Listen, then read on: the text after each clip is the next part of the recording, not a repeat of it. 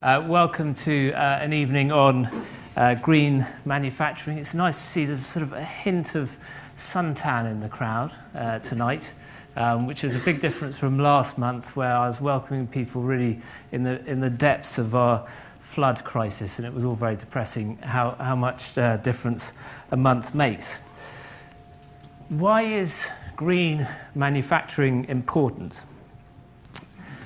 We felt there were three principal reasons. Firstly, the death of manufacturing in this country is greatly exaggerated. And in fact, probably our panel would agree tonight that it's in good health, and it accounts for 9% of GDP. So we felt it deserves a bit of time in the sun.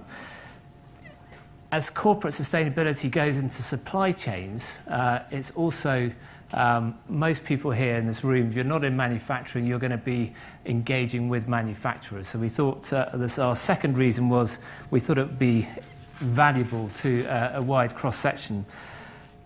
Our third reason, and I think this is the most important reason for me, is that the leadership we're seeing in manufacturing dwarfs in many ways what we're seeing in other sectors, including retail and banking.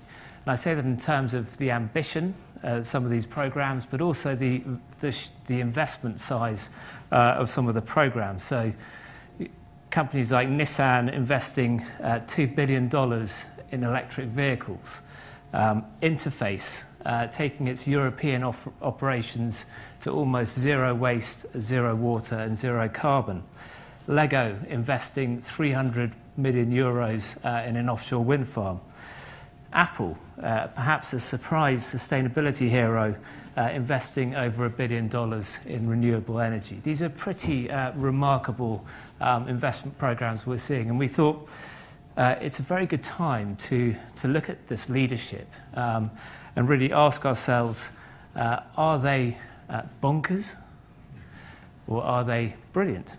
And I think the case for bonkers is that these companies are led by sort of messianic zeal to make the world a better place, and that's leading them to make these investments that don't make commercial sense. And that was certainly the accusation that was laid at the feet of Tim Cook at the Apple AGM a couple of weeks ago. I don't know who clocked to that moment.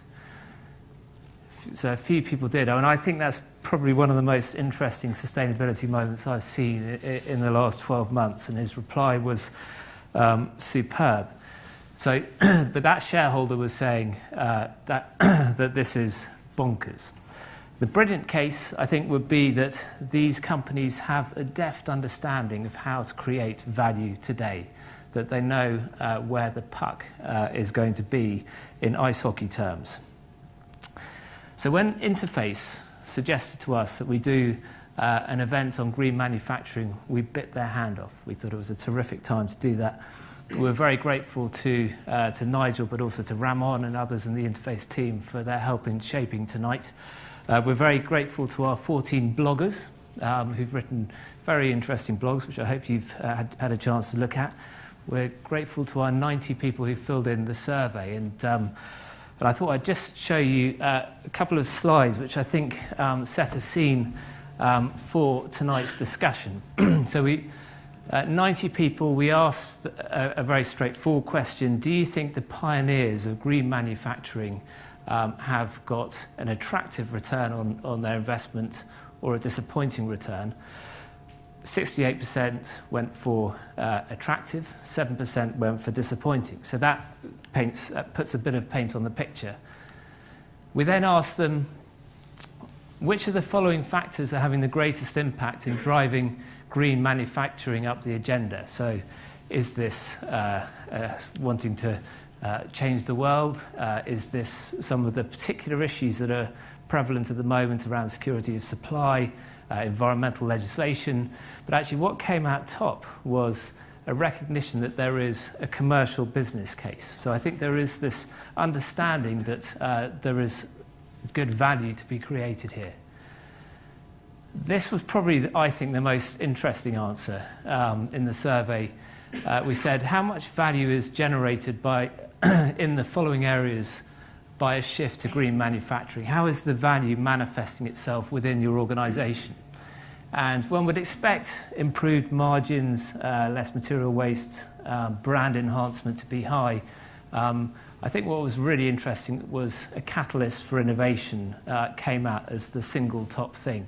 And that chimes with a number of messages we've heard, like when Andy Palmer from Nissan said that the real benefit for Nissan from their 2 billion EV program has been the innovation it's created around their business model, working with different types of people and new technologies.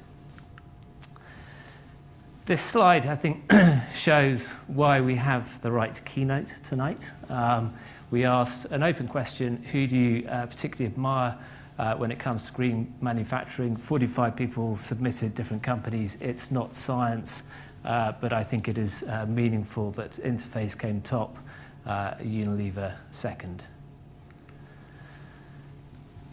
So I think the message coming out of that is that it is more brilliant than bonkers. There is value in this, and that the primary reason for doing it is for innovation.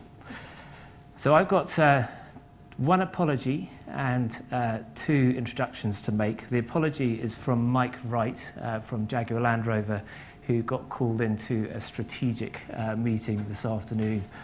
We're sure everything's okay at Land Rover, but anyway, his loss is another man's gain, and we have in his place Jonathan Garrett, who's Director of CSR at Jaguar Land Rover. So he'll be replacing Mike on the panel. I'd just like to introduce Peter Marsh. Peter was for some time the FT's manufacturing correspondent. Since being that, he's come out with what is widely regarded as the definitive guide to trends in manufacturing. I hope that's a fair assessment of it, Peter. I have read quite a lot of it, and it's very good. So we welcome Peter as our host tonight. And I just want to introduce now our keynote, which is Nigel Stansfield, who is Global Innovations Director at Interface. And we will hear from Nigel why Interface is doing all this bonkers or brilliant stuff. Nigel.